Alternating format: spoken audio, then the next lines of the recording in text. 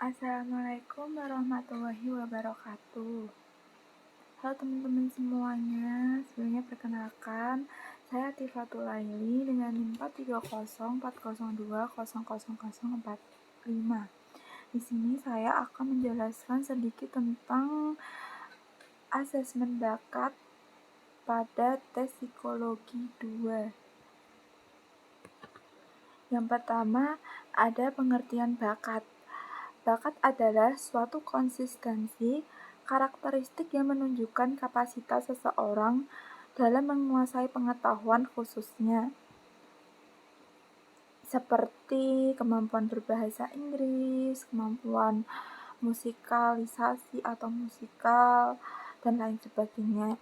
Sedangkan pengertian yang kedua yaitu bakat ialah memperkenalkan suatu kondisi di mana seseorang menunjukkan potensinya dengan kecakapannya dalam bidang tertentu.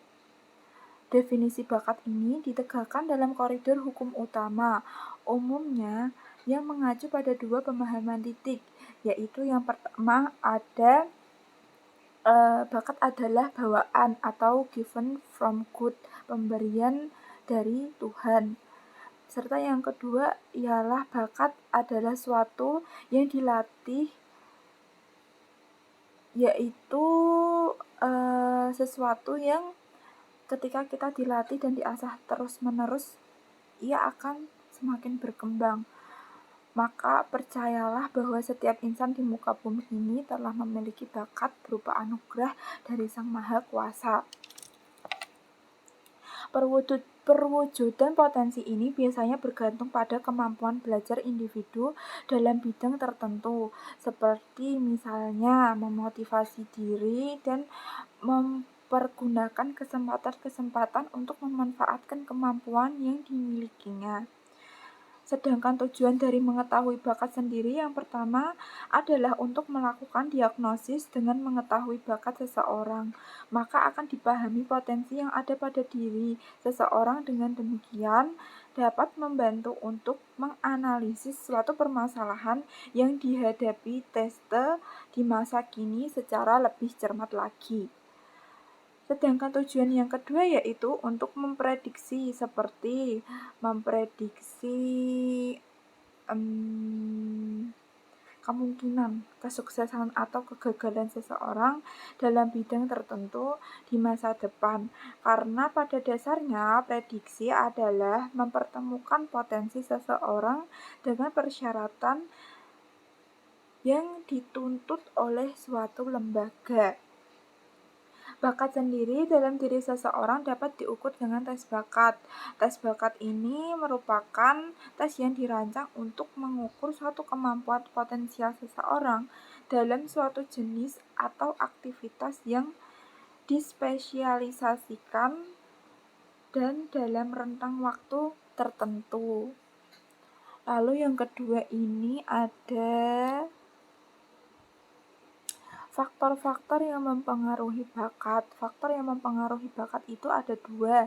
Yang pertama yaitu faktor internal, dan yang kedua yaitu faktor eksternal. Faktor internal ini meliputi faktor kematangan fisik atau kedewasaan biologis. Kematangan juga terjadi dalam segi mental psikologisnya. Artinya bahwa semakin orang akan mencapai kematangan fisik atau kedewasaannya dan mentalnya, maka bakatnya juga akan mengalami suatu perkembangan yang pesat. Yang kedua ada faktor eksternal. Faktor eksternal yang meliputi lingkungan dan pengalaman. Lingkungan ini yang dimaksud adalah lingkungan yang baik. Lingkungan yang baik akan menunjukkan perkembangan bakat pada diri tiap individu yang bersangkutan itu berkembang lebih pesat. Lalu ada macam-macam bakat. Macam-macam bakat. Teori bakat menurut Howard Gardner atau Gardner. Yang pertama, teori bakat musikal, yaitu bakat menciptakan musik. Yang kedua ada teori bakat kinestik, yaitu bakat dalam mengendalikan gerak tubuh, seperti waktu emosi. Itu kan kadang ada seseorang yang mau entah melukai diri sendiri atau apa gitu ya, tapi dia masih bisa mengendalikan dirinya itu, dan dia bisa mengendalikan dirinya ke hal-hal yang lebih positif. Itu termasuk dalam bakat kinestik. Yang ketiga ada teori bakat ruang bidang atau spatial, yaitu bakat yang berkaitan dengan persepsi visual. Biasanya persepsi ini pada pecinta-pecinta wibu seperti itu punya teori bakat tentang ruang bidang atau spasial. Yang keempat ada teori bakat interpersonal atau bakat yang berhubungan dan memahami orang. Dan jadi seperti orang yang bisa memahami diri seseorang, itu masuknya ke teori bakat interpersonal. Kayak semisal kita punya temen nih, temen itu bisa memahami kita, makanya kita percaya buat cerita ke dia. Nah biasanya itu si orang tadi mempunyai suatu bakat interpersonal tersendiri. Teori bakat dalam psikologi menurut Herbert Gardner. Gardner memunculkan teori di mana manusia memiliki tipe bakat yang berbeda-beda. Di antaranya adalah yang pertama ada teori bahasa atau linguistik, yaitu mereka yang dapat mengelola kata dan bahasa. Yang kedua ada teori bakat logika atau matematik, yaitu bakat menggunakan logika terutama terkait dengan bidang matematika. Mereka itu sangat ahli karena mereka diberi kelebihan berupa bakat dalam bidang tersebut. Lalu yang ketiga ada teori bakat intrapersonal, yaitu bakat dalam memahami diri sendiri. Kalau kalian pernah baca buku karya Boy Levin itu tentang seni memahami diri sendiri, beliau adalah salah satu orang yang mempunyai bakat interpersonal karena dalam bukunya tersebut dicantumkan beberapa kayak seperti pengalaman pribadi beliau tentang seni dalam memahami diri sendiri. Lalu yang keempat ada teori bakat naturalistik, ialah bakat dalam memahami unsur dalam lingkungan alam, seperti orang yang pandai dalam pelajaran IPA. Yang kelima ada teori bakat eksistensial, yaitu orang yang mempunyai bakat dan kepedulian terhadap isu moral. Sedikit contoh, saya itu punya teman dalam satu organisasi, dia itu sangat mahir atau ibaratnya lebih dalam pemikiran tentang isu-isu moral yang terjadi. Tahun kemarin itu sempat digegerkan dengan isu tentang kesetaraan gender, dan dia menulis blog hingga ratusan viewers yang mengapresiasi tentang pemikirannya tersebut. Nah, salah satu teman saya itu juga termasuk orang yang mempunyai bakat eksistensial. Sedangkan teori bakat menurut Gallup Internasional, bakat dalam penelitian ini didefinisikan sebagai kombinasi antara bakat alami yang sudah ada sejak lahir, pengetahuan atau knowledge, dan kecakapan skill yang dapat membentuk kekuatan pada diri seseorang.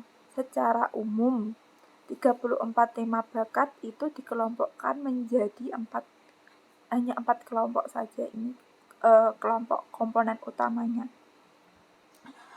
yaitu yang pertama ada relating talents, yang kedua ada impacting talents, yang ketiga ada striving talents, dan yang terakhir ada thinking talents.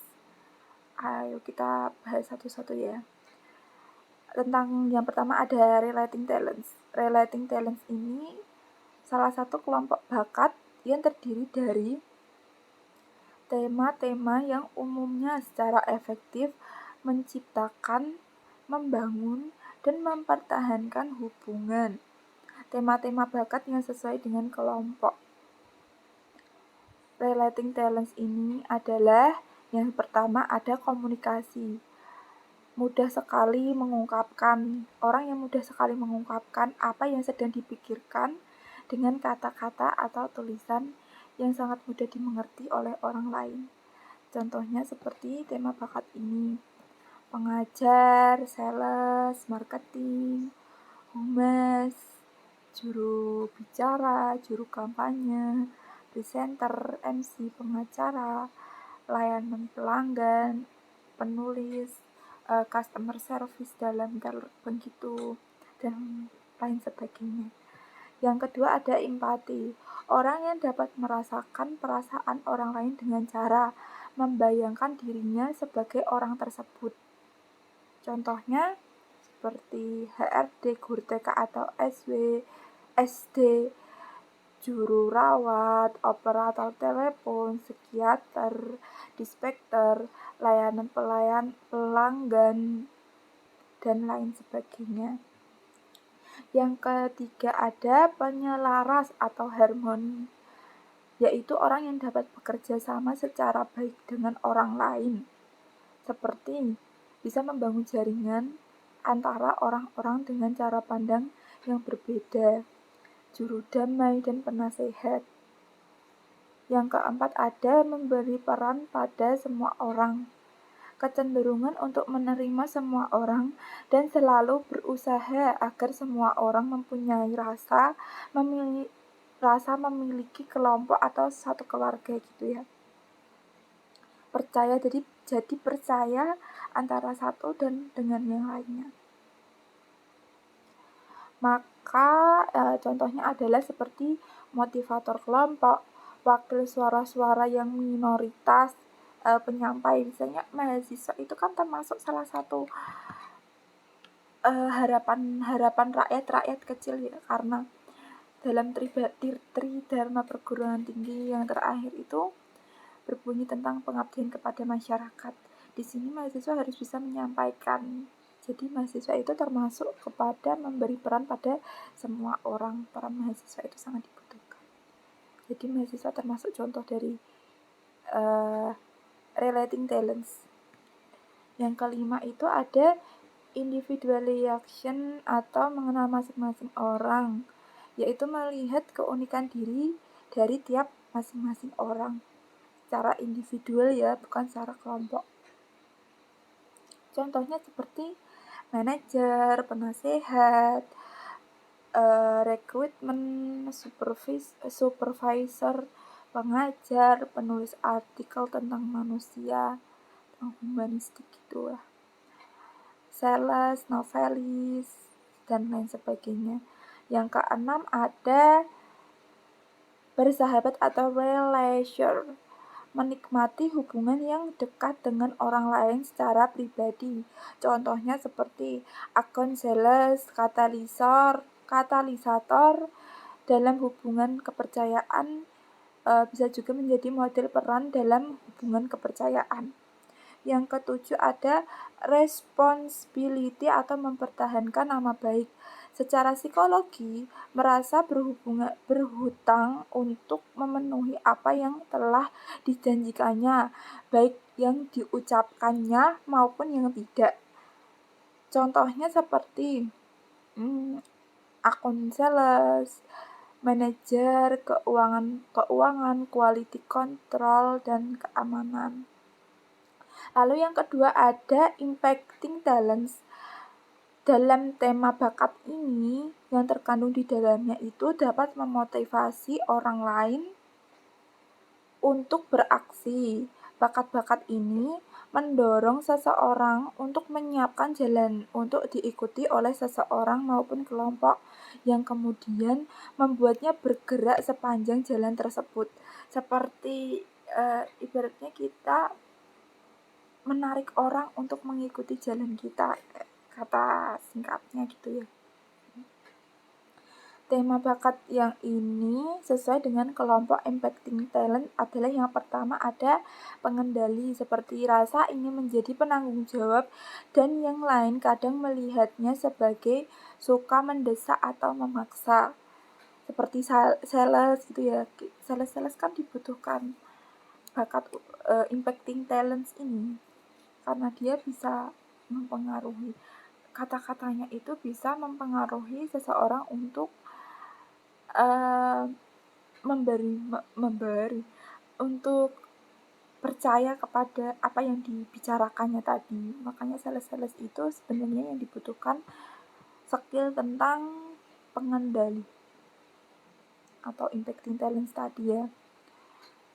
Lalu yang kedua ada suka bersaing, suka mengukur kemajuannya dengan orang lain dan dalam perlombaan selalu berusaha menjadi nomor 1.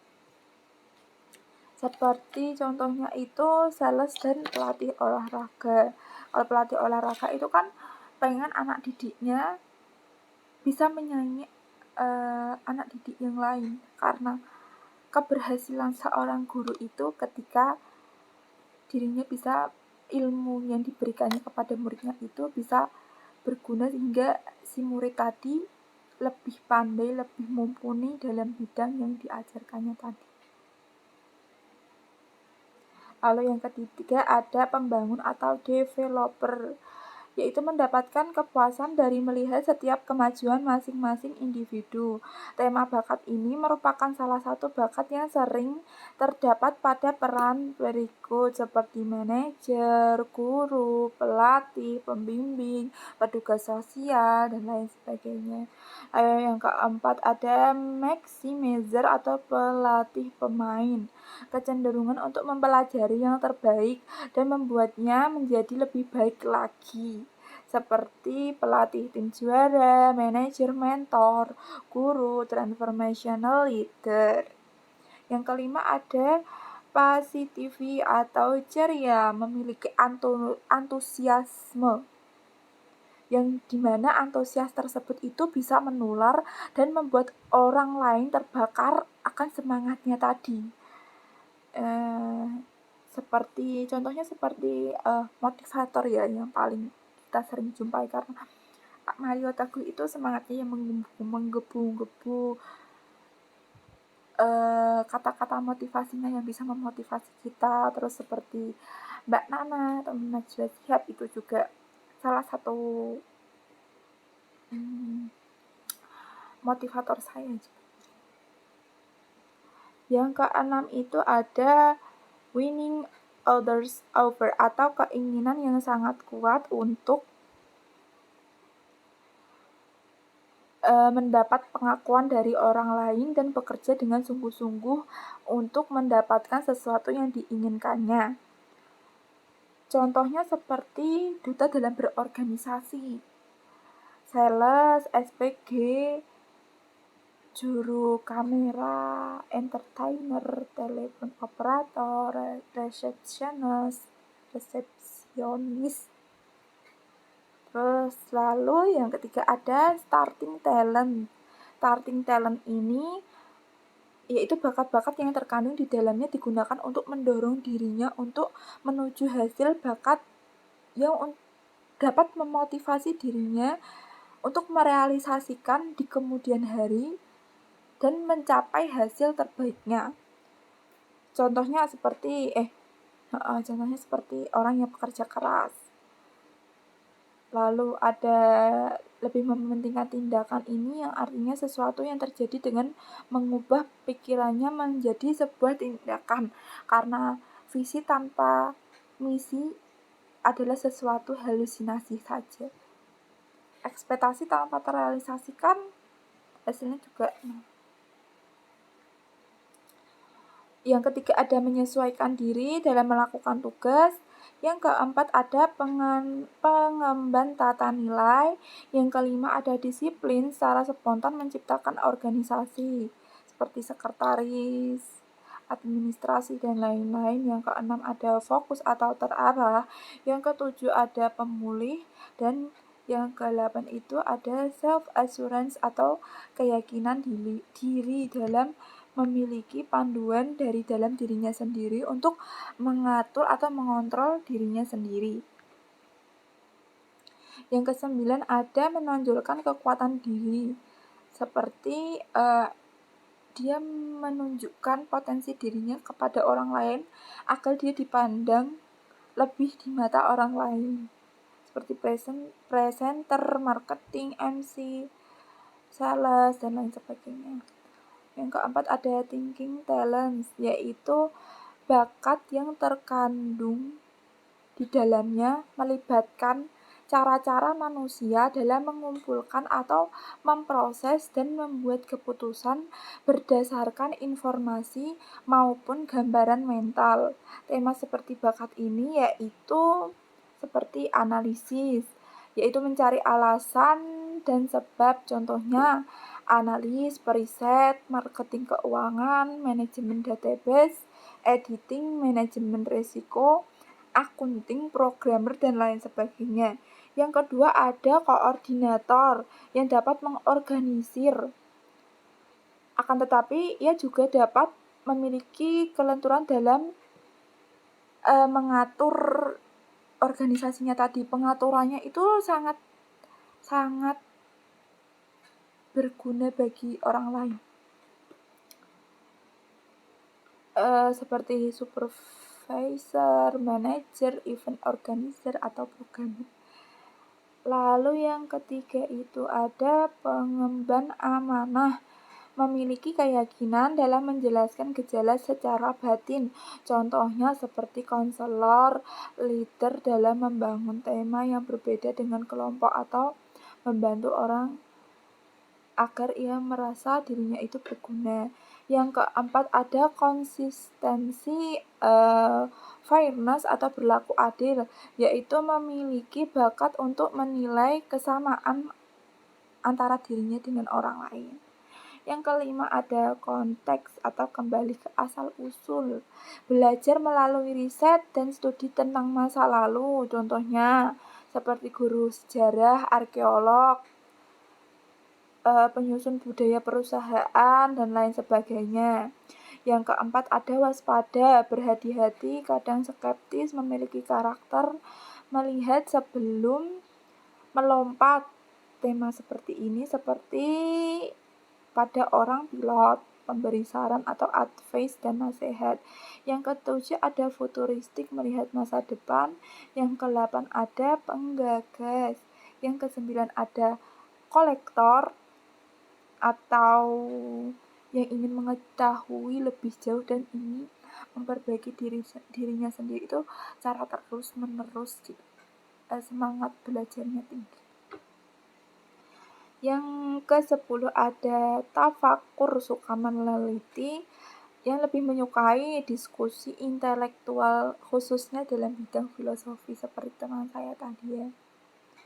Yang ke-9 ada suka belajar atau menyukai suatu tantangan, karena ketika seseorang thinking talent itu mendapat tantangan lebih, ia akan merasa terdorong, dirinya akan merasa terdorong untuk belajar karena menurutnya itu suatu tantangan adalah suatu pembelajaran yang harus dikupas secara mendalam dan mendetil.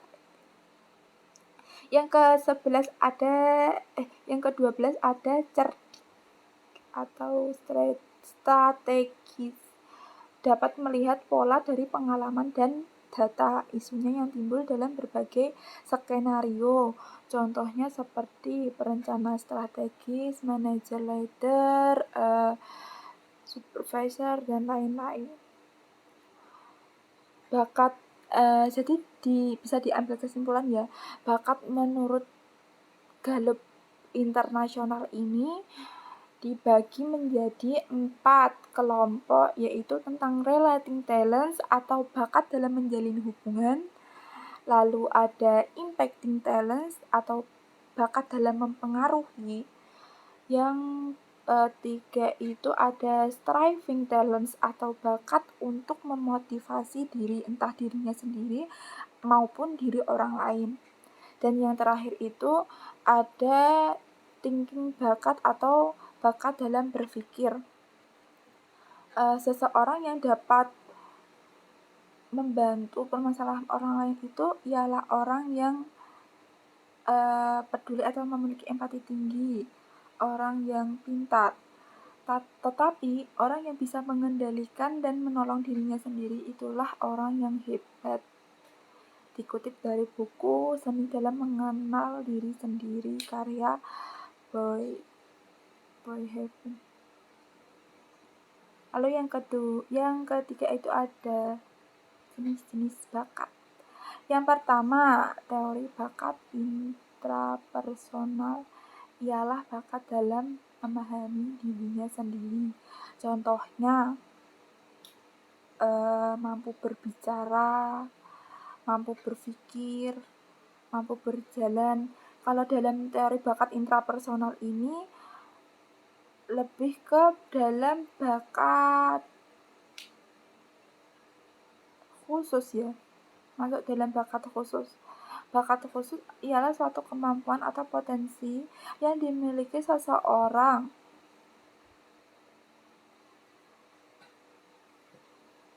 Teori bakat intrapersonal ini maksudnya di dalam bakat umum, seperti yang dimiliki orang pada umumnya ya, bisa mampu berbicara, mampu membaca, mampu berjalan, mampu berpikir ya, seperti umumnya seseorang.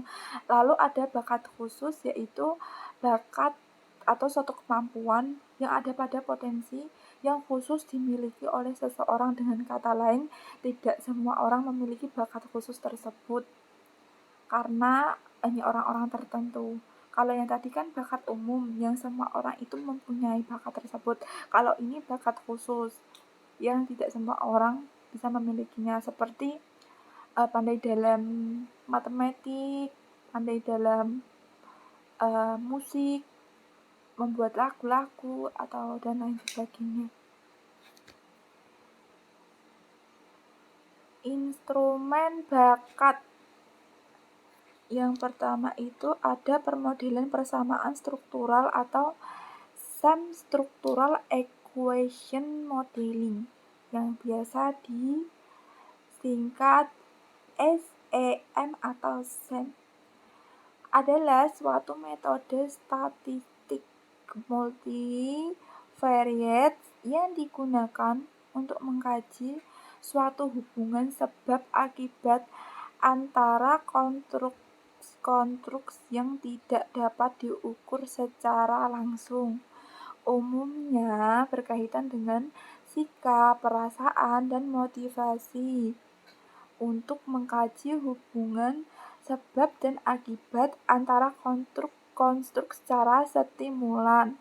SEM ini menggunakan dua model, yaitu Measuring model dan Structural equation.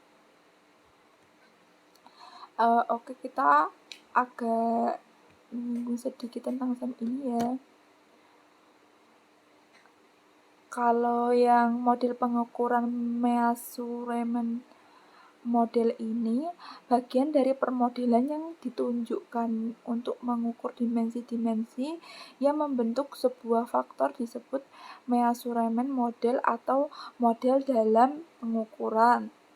Karena model dalam pengukuran ini berhubungan dengan sebuah faktor, maka analisis yang dilakukannya itu digunakan dengan analisis faktor. Tetapi di sini peneliti akan mengkonfirmasi sebuah faktor. Sedangkan analisis faktornya itu ada analisis faktor konfirmatori. Pada analisis konfirmatori ini, peneliti secara a priori telah dapat membuat atau membangun sebuah hipotesis berdasarkan konsep atau teori dengan faktor strukturnya. Pada prinsipnya, analisis ini hanya melakukan konfirmasi berdasarkan teori yang sudah ada terhadap keakuratan atau validitas instrumen yang telah dibuat tersebut. Sedangkan pada analisis faktor eksploratori umumnya menggunakan matriks korelasi untuk mengestimasi faktor strukturnya. Sebab analisis faktor dikembangkan untuk menjelaskan korelasi antar variabel. Pada analisis faktor konfirmatori, banyak menggunakan skala invariant dan matriks korelasi ataupun matriks covariance dan dapat digunakan. Akan tetapi, secara teori pada umumnya menggunakan prosedur maksimum Likholt. Maka direkomendasikan model analisis faktor konfirmatori ini menggunakan matriks konvarian. Lalu yang kedua itu ada model pengukuran atau measurement model. Bagian dari permodelan yang ditunjukkan untuk mengukur dimensi yang dibentuk sebuah faktor yang disebut measurement model tadi yang saya jelaskan ya. Terima kasih, kurang lebihnya saya mohon maaf. Akhirul kalam, wallahu muwaffiq ila aqwamit thoriq. Assalamualaikum warahmatullahi wabarakatuh. Semoga bermanfaat bagi teman-teman semua dan bagi saya. Ditunggu kritik sarannya teman-teman. Terima kasih.